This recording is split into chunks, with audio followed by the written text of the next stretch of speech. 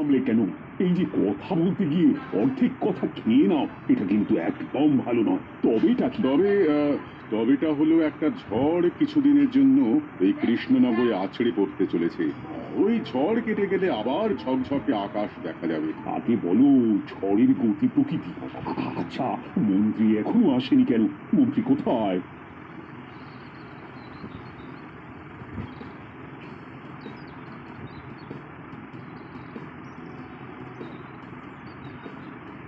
এই, তুই কে? মানে আমি যেই হই, কিন্তু আমাকে তুই তুকারি করছেন কেন? আমার সাথে গলা উঁচিয়ে কথা জানিস আমি তোকে কি করতে পারি? আমার সাথে একটু ভেবে চিনতে কথা বল, বুঝলি?